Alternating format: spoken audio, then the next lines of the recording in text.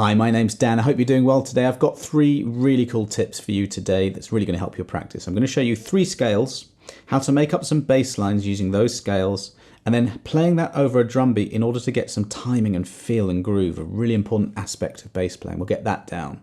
And then a few rhythms. So rhythms, timing, scales. We're going to combine all those things eventually. But what I'm going to show you first are the scales. So we've got a G natural minor scale.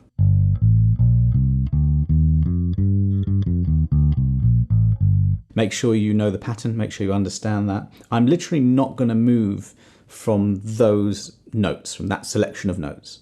Then we have a minor pentatonic scale. This is really cool. If you add one note to that, the flat 5, you get a blues scale, so called because it sounds really bluesy, doesn't it? So that's the first thing. Learn a few scales that sound good, and a really great way to practice this is just to instantly make up some lines over that. We won't use the drum beat just for now. I'll just demonstrate a few things. Let's do natural minor. Instead of playing it from the lowest note to the highest note, if you do that, it sounds like a scale, doesn't it? Let's pick a rhythm. So let's do 8th notes. So if we go in this fast, 1, 2, 3, 4, 8. So 1 and 2 and 3 and 4 and. So let's go. I just went from the first note, not thinking about this too much, but first note, 5th note, 6th note, 5th note. That's all I did there. 1 bar of each. Oh no, 2 beats of each I did, so.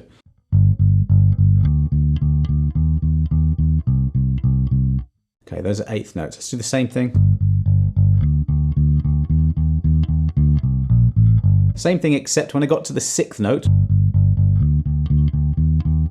I just descended the notes of the scale from there. D, C, B flat, A, G. Before I forget, I've got a comprehensive beginner's bass course called From Beginner to Bassist that goes through this and a million other things, so I'll put a link to that above. Let's hear what that sounds like with the drum beat.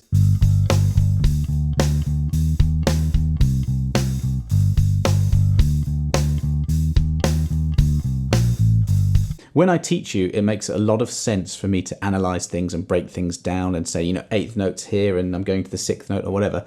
But really, when you play this kind of stuff, you want to learn the scale and the rhythms well enough that you then remove all thinking and you just play. So don't overthink it. I will put the drum beat below so you can have a go at playing along to this exact one. But I'm going to press play right now and I'm going to dive in again and play a few things, and I'll stop when I find something cool. I'm not going to move from this position. I'm not going to move from these 3 scales.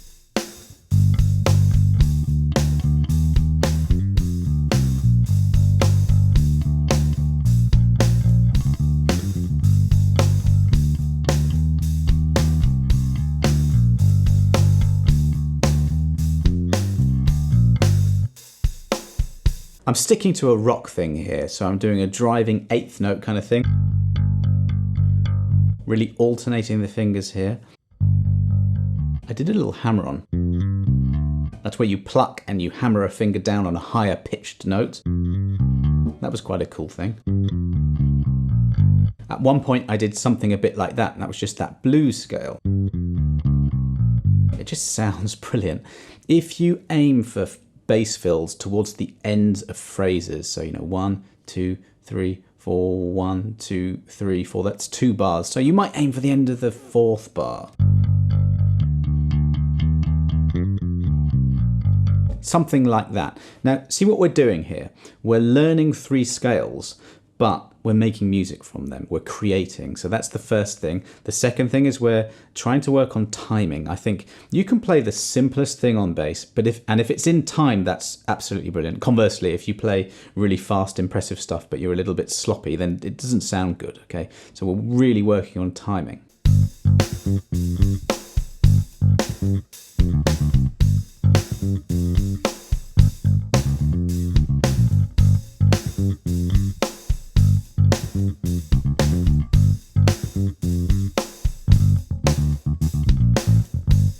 Now, funk music is characterized by syncopated rhythms, so and often 16th notes. So I'm just I'm just picking a rhythm and just going with it.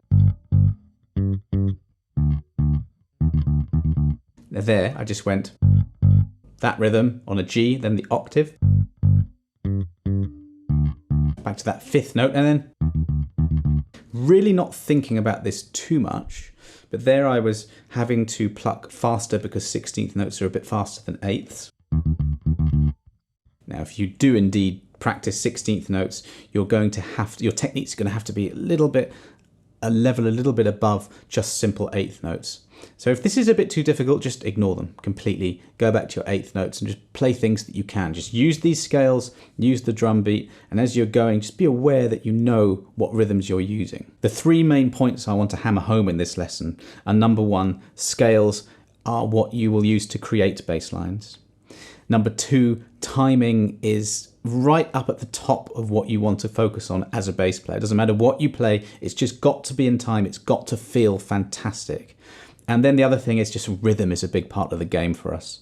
So if we can practice these three things over and over again every day, we'll be focusing on three really important parts of music. I'm going to leave you with one thing.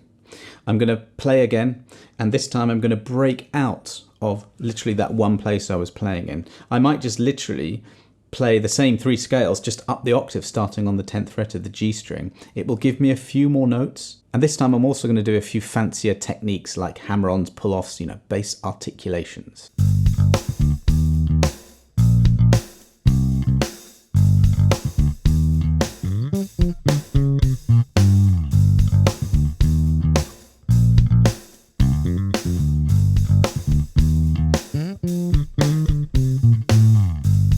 So all I was doing there was the same idea. Just using the notes there from the natural minor scale, then did a little slide up to the 12th fret and just descended a blues scale. I love that scale, it sounds brilliant.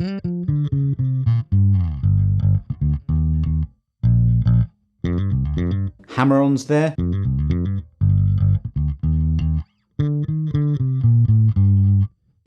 If you learn the patterns, it's just really simply a case of making sure you know where the notes are, targeting those notes, and applying the patterns to these notes. And that's all this is. It's just patterns, scales, and then once you learn a few of these things, you start to forget what they are. It doesn't matter. They're just tools. They're just sounds. It's just like an artist has palettes of colors. We have these rhythms. We have these techniques. We have these scales. We can combine them, and that is music. As you're going, you will probably hear bass lines that you like as well. And I've only done this with the natural minor scale. Think how many other scales there are out there.